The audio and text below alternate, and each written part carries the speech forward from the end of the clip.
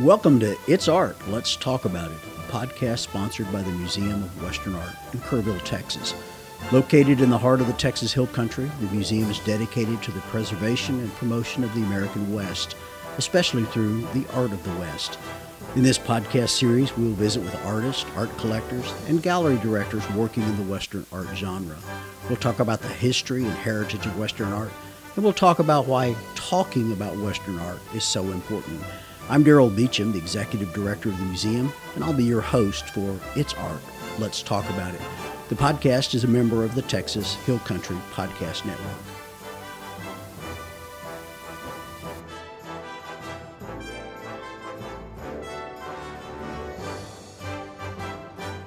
In this episode of It's Art, Let's Talk About It, we visit with one of the newest members of the Cowboy Artist of America, artist Jack Sorenson. We'll talk about his career and the many stops along the way to his achievement of becoming a member of what many consider to be the most prestigious group in the Western art world, the Cowboy Artist of America.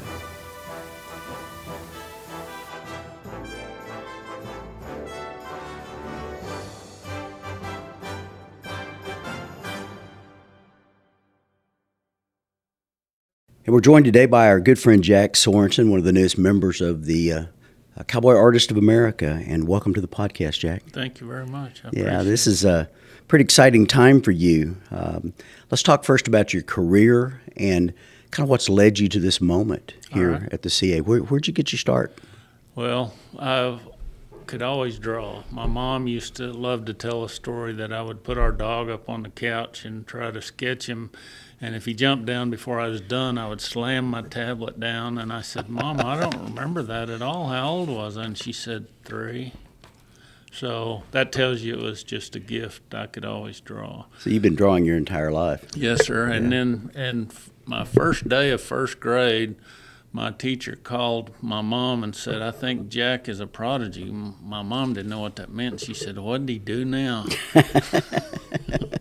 But I could always draw. And I knew that's what God wanted me to do, because I always figured he wouldn't have given me that gift if he didn't want me to pursue it. And so even when I was breaking horses and driving a stagecoach and all that for our dad's frontier town, I always knew I was going to be an artist. And so you kind of known it from the very beginning. Absolutely. So when do you think you became a professional artist, and why Western art? Well, I love anything to do with the Old West. I'm horse crazy, and I broke 96 horses in a little over 5 years. And I love everything about it. I grew up on Westerns, rawhide and Gunsmoke and all that. And then having a Western town that we had, I just was in the middle of it all the time. And I loved the Old West. I paint about 2/3 Old West and about 1/3 modern day cowboys. And I like the Old West because there's always the issue of danger. And I can have the cowboys, looking alert at night or whatever, because there was danger of Indians and outlaws and all that other stuff. You can't get that much drama in a modern day painting. What about your formal training? I was very blessed. I had scholarship at the University of Colorado, and I went up there, and they were doing abstract stuff and collages, stuff like that. So I forfeited my scholarship, and I just made a list of all the Western artists I admired, and I started bugging them, and occasionally one would teach a workshop. And I was very fortunate to be in the first workshop here at the museum, and it was Harvey Johnson and Mel Warren. Wow, those are two greats right there. And sure, and the way they had it set up back then, they would choose the top 2 students of each class, and at the end of the year they'd hold a show for the students. And Martin Greeley and I were the 2 chosen for that class, and it ended up, I've been very blessed. Turpning picked me both times, the 2 workshops I took from him, and Gary Carter and Bill Moyers. I think I was picked every time. I did a lot of shows here as a student, and I was thrilled. And this museum means a lot to me. So you've been painting how long now? 49 years full 49 years, and last year you were brought into membership of the Cowboy Artist of America, and let's talk about that experience. Year before last, I was voted in. it's been a gold mine forever, and the way those guys operate, you have to have a sponsor that's in the CA, right, and he speaks for you. You don't even go to the meeting where they discuss you. And I was fortunate to have Martin Greeley and Bruce be my sponsors. And unfortunately, it took them 16 years to get me in there. You know, we hear that story all the time talking to artists who never make it into the CA. Oh, I know. Right? I mean, and some that, you know, would say that they've been sponsored 4, 5, 6 times, 10 years, you know, I mean. I was at the point where I told Martin, I'm not going to bother you anymore. If I don't make it this year, I'm not doing it. And he said, it took me 12 years. It did. He's one of the top artists If you could talk about one of the top artists of our time, it took him 12 years to get into the CA. Yep. And, you know, it's an organization that is pretty exclusive. And, you know, we talk about that all the time here at the former Cowboy Artist of America Museum, now the Museum of Western Art. One of the first times that I've known about your work for years and years, but one of the first times that it really kind of made me scratch my head is why you weren't in the CA. So we were doing a boot print ceremony out back in the garden when I first arrived, and it made the news, made the paper, and a lady emailed me and she said, "Well, how come y'all don't honor Jack Sorenson?" And I my thought, sister. And I thought, well, now there's a local lady, and I said. We don't select them, you know, and everybody, I guess, thinks sometimes when you honor, you know, when you have a ring of honor out back of the museum in concrete, that we have something to do with the selection process. It made me scratch my head, and I wondered, well, why hasn't he been brought into the CA? You know, my wife asks me that all the time. But now, you know, now that you're in the Cowboy Artist of America, you know, it obviously it has a lot of blessing.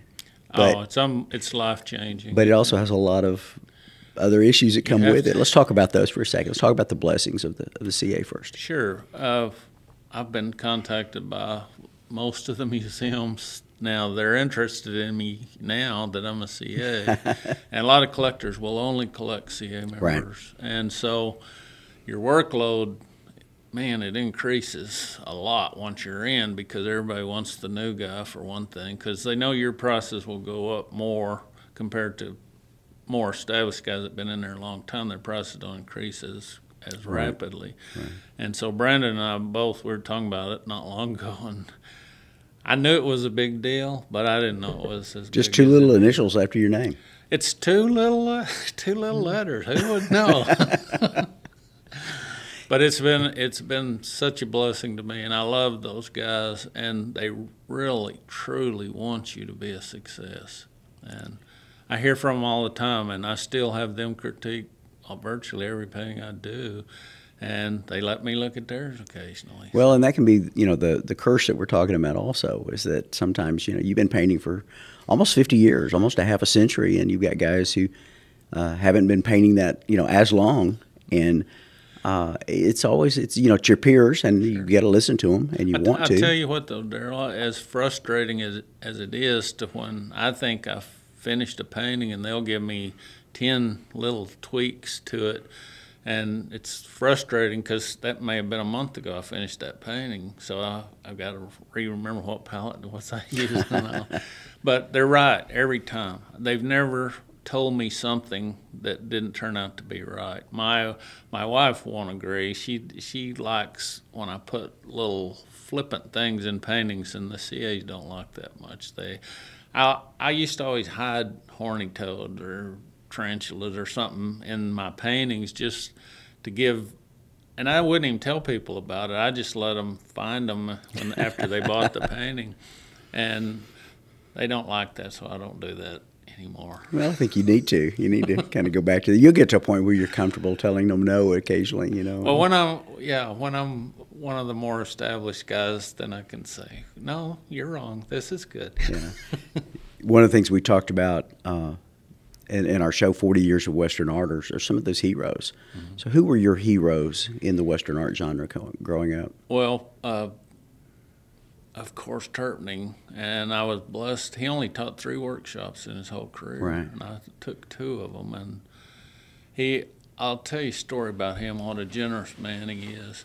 we were painting on one of the ranches around here, and I was kind of out in the pasture away from everybody else. I was painting a mare and colt, and the rest of the group broke for lunch, and I wasn't with them, so I didn't know when they broke for lunch. And so I was kind of by myself out in that pasture, and Turpin comes walking over the hill, and I had just blocked in the mare and colt. I hadn't done any of the landscape or anything, and he said, "Do you mind if I finish that for you?" And I said, "Well, let me think about it." And I wouldn't give anything for that. I wouldn't take anything for that painting. He did everything except the 2 horses. And I told my wife when I got home, I wish I hadn't blocked in those horses. He might have painted those in for you. He might have. Got to sign your name to it. Yeah. Very, very generous man. And I found out that most of the guys, the bigger they are, the more generous they are with young And, you know, we artists. put together the show, 40 Years of Western Art, and one of the problems that I faced was finding a good Howard Turpning. Well, they're all good, but finding a Howard Turpning that someone would place on loan to the museum for 78 days. And so I called Howard and said, you know, I've got a problem. Of course, he said, just the one. You know, I mean, and I told him, I said, nobody's wanted to loan me a painting. And he said, let me send you one. And he sent one from his personal collection. See, that doesn't surprise me at all. And he stepped up. Yep. And I mean, that's old school, and that's one of the things I know and love about him. And you know, known him a long time, so you know he's one of the heroes of the Western art world. When he was doing workshops, he always would try to push us beyond what we were used to. And one day we would have a Indian in full regalia. The next day we'll have ballerinas and leotards. And it was good, though. He was always constantly pushing us beyond what we thought we were. Other than Turpning, you mentioned guys like Howard Johnson, Martin Greeley, Bruce Green. Martin and I started out together, and he was just one of the most talented people I've ever been around. Nowadays, Tyler Crow I would put in that category too. I used to teach workshops on how to paint a horse from life, and Tyler and I were good buddies, so I invited him to come if he wanted to visit my class. He wasn't a student or anything. He just came, and so we're painting horses from life each morning and each afternoon. And I probably over the years had 200 students, and he was by far the most talented. You know, we've both been in this business, the art world business, longer than Tyler's even been alive. Oh, I know. You know, I know. So, what a great young man, a great family, and boy, he sure does seem. Well, to... I'll tell you, I'm worried about this new generation, and I pray for my grandkids all the time because things have slipped so much. But Tyler and I were driving to Arizona one day, and I was listening to Ernest Tubb on the radio, and he sang "Thanks a Lot," and Tyler knew every word. And I thought, "There's hope for America." There's hope for America, right there. Let's talk about your boot print ceremony here at the Museum of Western Art. Sure. You seem to really enjoy that day. It's very humbling. I'm with, Joe Baylor was my hero, and those guys that have done their boot prints, you don't know what that means to me. Yeah, we talked about it the other day. You and I did. Joe Beeler's #1 on the first row, and you're the last one on the last row. But you're just directly opposite of each other, and I think that's pretty cool. He was really a good guy, and because I was an old cowboy, he kind of identified with that, So the time I stayed with him, it was fun. He was good. For our podcast listeners, the Museum of Western Art has a garden out back of the museum, and in that garden there are concrete blocks, and we encourage the new Cowboy Artist of America members, and we've been filling in a great number of them in the last number of years. Sure, Daryl. I appreciate you doing that. Yeah, and it's been fun getting the guys here.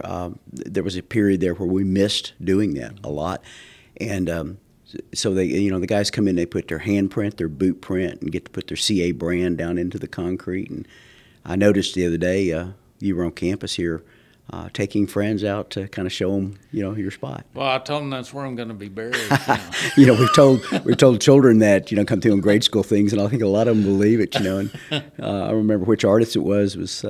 Gosh, it might have been Jason Skulls. He was going to get a chock full of nuts can, be cremated and put underneath his stone out there. But, it's a lot of fun. But, that ceremony, those kinds of things, are important in the life of an artist. I tell you something, as a legacy, you can't beat what this museum has done for us. You really can't. It's unbelievable.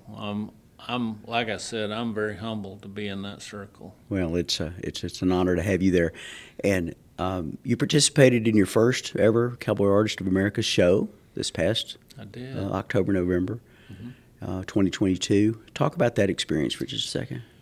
Well, I'll tell you, every year I have a one-man show in Santa Fe during Indian Market, and I've noticed that when the stock market is down or cattle prices are down, it affects the sales over there.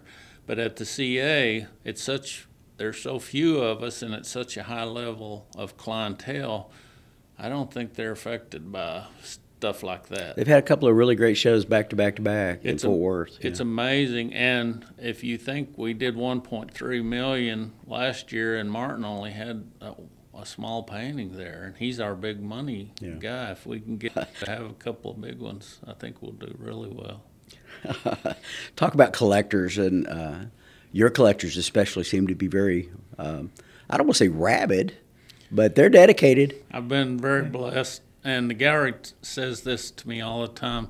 I have more repeat buyers than any other artist they do, because here's what I think. I do a lot of storylines and action and stuff that people can identify with. And I think when they put it in their home and they get the reaction from their neighbors and their friends, then they want to buy one. And so I think that's why it's like that. But you met last night. I had clients here that own over 20 of my paintings. No, I talked to a lady. That's what I was about to say. Talked to a lady who has 20 some odd paintings of yours, and you know, she was again. I don't want to use a rabid. It seems kind of that's derogatory, but dedicated, absolutely dedicated to I'm very enjoying your art. I'm very blessed. I have several clients like that, and the gallery.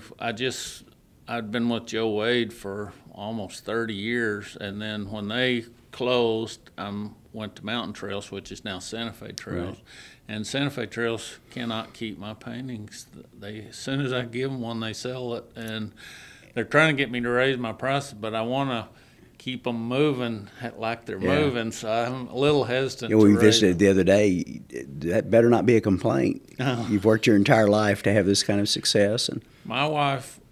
See, it's in my life, I've always had God first, family second, and art is third. And ask any of my friends, they'll tell you I really do live that. I make sure I make time for my kids, my grandkids. Let's talk about your family real quickly, because I do know your faith and your family play a huge, huge role in your life, and I think it reflects in your art. A lot of your art. Talk about that relationship between. I hope it does. I'll tell you, Gene and I had 5 kids.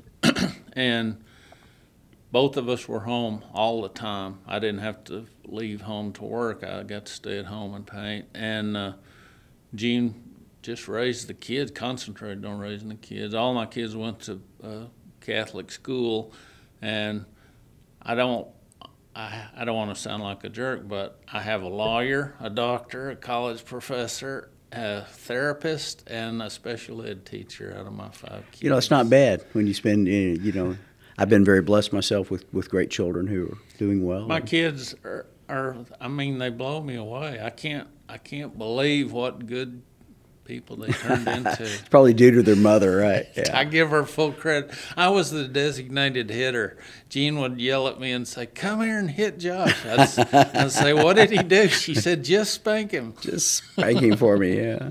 Talk about Western art for a second.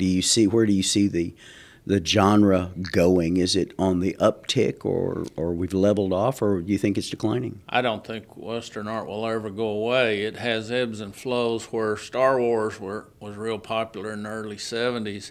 And then, after Lonesome Dove, it's back to Western stuff. Everybody wanted to wear boots and hats and all that. And Urban Cowboy, as a Western art museum, we talk about all the time, we can't wait for the next great Western to come out. Absolutely. Because it buoys everything we do. People seem to take a real interest in it. After Lonesome Dove came out, I got more requests to figure out how to put a pig in the painting than I ever had done. Let the pigs ride in the wagon, yeah. Yeah. Kind of a throwback to Gus and Call and all of that. Well, a dear friend of mine worked on that movie, and he was the wardrobe ager. and they stain the hats and all that sort of thing. And so I asked him years later, I said, get me one. How many Gus hats did you make? And he said, I made 6. I said, get me one. So the producer had one, director had one. I don't think Larry McMurtry had one, but Robert Duvall. Anyway, nobody would sell them. I told him, I'll pay up $2,000. Give me one of those hats. He couldn't get one. So he said, Jack, I made the other 6. Let me make you one. And he made it with the stains, the whang leather. It's Gus's hat. I mean, he didn't wear it in the movie, but he and I watched Lonesome Dove together, and every stain, every little stain on that hat's exactly. I don't know how they do that. But he was telling me when we were watching the movie together, he said, he would tell me about every scene. When we did this, so-and-so was in a bad mood. And he said, and it was a blast. Why do you think Western, the Western art and Western world resonates with people? Because it never happened in the history of the world except during the 1870s and 80s here. And it was a very unique time. And that's why I think there'll always be a spot for Western art, because that's our history. That's our knights in shining armor, or the cowboys and the gunfighters and all that. And when they have a good script, make a good Western, it's popular worldwide. And, when I was doing those Leaning Tree Christmas cards all the time, we would sell gobs of them in Japan and Germany. And who would think that? I wouldn't have known that. But I was in Amsterdam one time, and I had cowboy boots on, and the crowd said, are you from America? And I said, I'm better than that. I'm from Texas. And they swarmed me like I was giving away money or something. They asked me a million questions. They want to know if we still have trouble with Indians. And I said, I know a few that give me trouble. Yeah. What's next for Jack Sorenson? I'll tell you, this is the truth, Daryl. All my dreams have come true. I was finally able to build my dream house on the rim of the canyon. I finally made the CA, and my paintings are in such demand. I do a lot of Western novel covers and prints and everything. I'm hanging with the big boys now, and I just want to continue to add to my library of work. But if I died tomorrow, I won. I mean, I really believe that. That's what winning's all about right there. Absolutely. And I've been blessed in every way. And even when I was breaking horses and I was painting in my spare time, I knew, I never doubted I'd be a success at it. It was just a matter of time, and it's finally come true.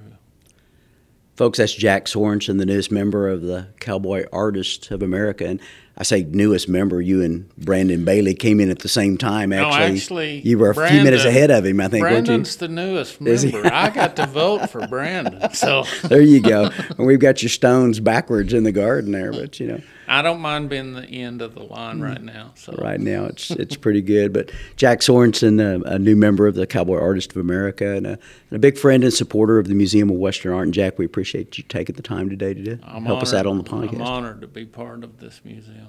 And thanks for having us. We hope you've enjoyed this episode of It's Art, Let's Talk About It, a production of the Museum of Western Art in Kerrville, Texas. We hope you'll visit the museum in person. We're located at 1550 Bandera Highway in Kerrville, Texas. Find out more about us by going to www.museumofwesternart.com. And we hope you'll join us next time for It's Art, Let's Talk About It. The podcast is produced by the Texas Hill Country Podcast Network.